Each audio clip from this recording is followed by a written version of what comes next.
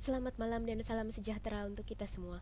Saya Nursila dari Universitas Gunadarma sebagai pembicara kedua dari tim government. Terkait dengan mosi kita malam ini, yaitu negara berkembang sebaiknya merekrut perusahaan asing dari negara maju untuk mengelola sumber daya alam negaranya. Tim kami setuju dan mendukung mosi kita kali ini dengan poin-poin yang telah disampaikan oleh pembicara sebelumnya. Yang pertama, bahwa negara berkembang membutuhkan negara maju untuk terus berkembang dan menjadi negara maju. Yang kedua, infrastruktur negara maju bisa menopang pertumbuhan ekonomi, sedangkan negara berkembang infrastrukturnya masih bertahap ke sana. Yang ketiga, pertumbuhan ekonomi cepat di negara maju dan lambat di negara berkembang. Yang ketiga, kualitas penduduk, tingkat pendidikan, kesejahteraan tinggi, kecakapan sosialnya bagus. Yang keempat, teknologi maju, iptek maju, sehingga perkembangan industri cenderung menjadi lebih cepat di negara maju.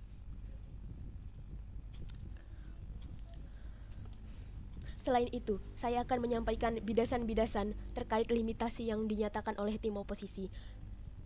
Terkait dengan pernyataan pertama yang disampaikan oleh tim oposisi bahwa hal tersebut dapat menambah lapangan pekerjaan di Indonesia padahal pengangguran masih tinggi, lalu daya beli akan turun sehingga perekonomian pun akan turun. Terkait dengan hal tersebut, sekali lagi kami tegaskan, adanya investor asing yang masuk ke Indonesia akan menambah sumber dana untuk kegiatan perindustrian. Adanya suntikan dana tersebut akan membuat proses perindustrian, terutama di bidang pengelolaan sumber daya alam semakin baik, tanpa harus mengeruk sumber dana dari APBN negara yang saat ini sedang difokuskan untuk penanganan pandemi COVID-19. Pengelolaan yang baik akan membuka kesempatan untuk beberapa perusahaan milik lokal maupun asing untuk turut bermunculan yang baru. Hal inilah yang nantinya akan membuka lapangan pekerjaan baru di Indonesia. Karena adanya perusahaan baru, berarti akan membutuhkan tenaga kerja baru pula. Terkait masalah terlalu banyak tenaga kerja asing sehingga mengancam kesempatan kerja bagi penduduk lokal, pemerintah tentunya telah menetapkan kebijakan terkait, yaitu adanya syarat-syarat yang harus dipenuhi warga asing untuk masuk dan bekerja di Indonesia, sesuai dengan Peraturan Undang-Undang Nomor 13 Tahun 2003 yang berisi tentang persyaratan yang harus dimiliki oleh tenaga kerja asing atau TKA agar dapat bekerja di Indonesia. Selain itu, menilik pada Undang-Undang Nomor 13 Tahun 2003 tentang ketenagakerjaan bahwa TKA dimaksudkan untuk mengisi posisi yang kosong atau tidak terpenuhi oleh tenaga kerja lokal akibat kurangnya SDM. Selain daripada itu, TKA juga harus didampingi oleh pekerja lokal, sehingga kekhawatiran terkait kurangnya lapangan pekerjaan akibat banyaknya pekerja asing yang berdatangan adalah kekhawatiran tidak berdasar dari tim oposisi semata. Ditambah lagi, adanya perusahaan asing dan tenaga kerja asing menjadi penyumbang yang besar untuk pajak kita. Misalnya saja, adanya PT Freeport yang menjadi pembayar pajak terbesar RI. Semakin banyak investor yang masuk ke Indonesia, berarti keadaan ekonomi negara kita akan semakin baik karena kegiatan-kegiatan ekonomi akan tetap berjalan di tengah pandemi global seperti saat ini. Lalu yang kedua, terkait dengan pernyataan teknologi yang kurang, SDM yang kurang berkualitas, low skill worker, seharusnya diatasi seperti pada zaman Bapak Soeharto, yaitu mengirim orang-orang kita untuk belajar. Kami menanggapi hal ini.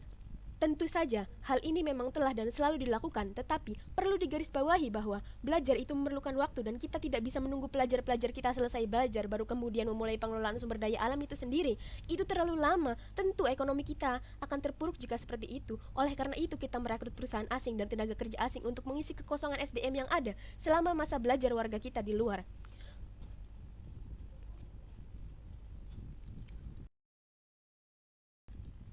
Sembari menunggu masa belajar rakyat kita selesai, kita juga harus tetap menjalankan ekonomi. Untuk itulah kita perlu merekrut tenaga kerja asing dan perusahaan asing untuk mengisi kekosongan yang ada selama masa belajar tersebut. Selain itu, belajar keluar tentunya membutuhkan biaya yang besar dan salah satu sumbernya adalah penghasilan dari hasil kelola sumber daya alam yang dikelola oleh asing, royalti, serta pajak dan visa. Yang ketiga, pernyataan tentang hal tersebut akan menimbulkan penjajahan jenis baru, negara asing menguasai wilayah Indonesia dengan mempekerjakan TKA. Perlu digarisbawahi dalam kasus ini kita membahas pengelolaan sumber daya alam oleh pihak asing untuk kesejahteraan rakyat dan untuk mempercepat proses perubahan negara kita dari negara berkembang menjadi negara maju. Dalam hal pengelolaan ini terbatas pada pengelolaan sumber daya alam, tata kelola manajemen industri dan perusahaan, serta pemasaran hasil kelola sumber daya alam, bukan intervensi secara menyeluruh dan tanpa batas. Yang dengan kata lain, dalam hal ini, hanya akan ada kepentingan bisnis semata, bukan penjajahan wilayah apalagi eksploitasi tanpa batas. Dalam hal ini, tentunya pemerintah juga telah menetapkan kebijakan-kebijakan terkait yang diperlukan dan kesepakatan-kesepakatan dengan pengelolaan dan dengan pihak asing. Setelah setelah membahas limitasi dari tim oposisi, selanjutnya saya akan menyampaikan poin-poin yang membuat kami mendukung mosi pada malam hari ini. yaitu SDA merupakan aset penting bagi negara yang harus dikelola sebaik-baiknya demi kemakmuran dan kesejahteraan rakyat. Hal ini merujuk pada Pasal 33 Ayat 3 Undang-Undang Dasar 1945.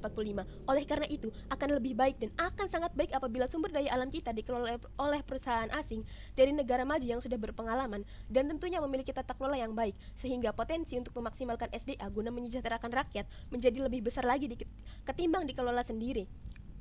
Lalu selanjutnya, perusahaan-perusahaan asing, terutama di negara-negara maju, tentunya memiliki SDM yang mumpuni dan manajemen kelola yang tentunya sangat baik jika dibandingkan dengan SDM lokal yang masih kurang berpengalaman.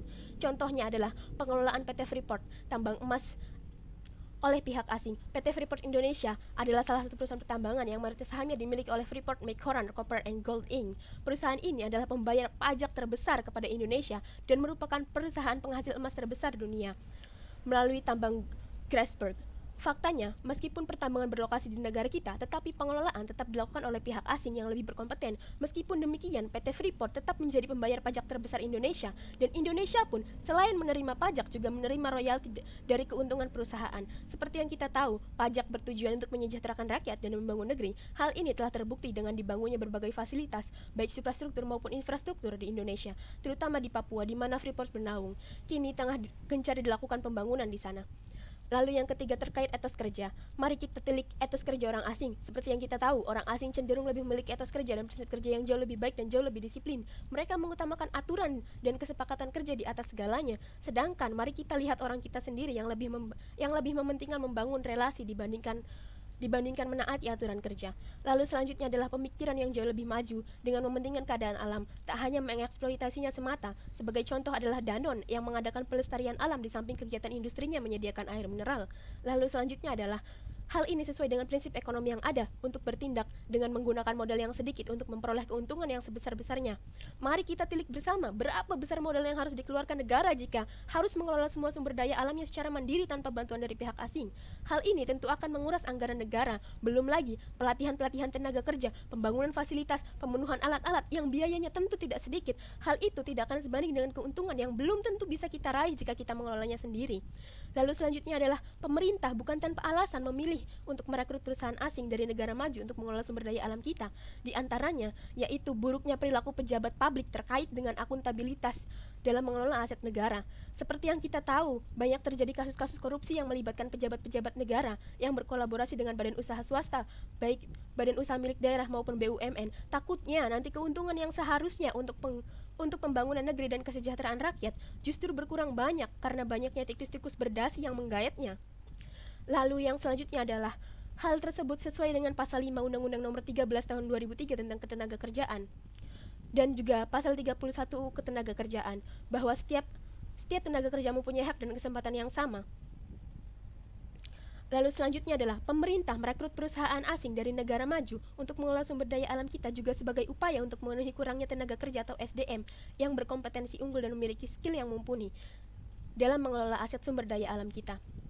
Tentu, pemerintah kita juga mengirim beberapa orang kita keluar untuk belajar, tetapi selama masa belajar ini ada kekosongan yang harus diisi dan untuk itulah pemerintah merekrut orang-orang dari luar untuk mengisi kekosongan sumber daya alam yang ada untuk mengisi kekosongan sumber daya manusia yang ada di Indonesia sampai nantinya masa belajar tersebut selesai dan kita bisa melakukannya dengan mandiri. Sekian dan terima kasih.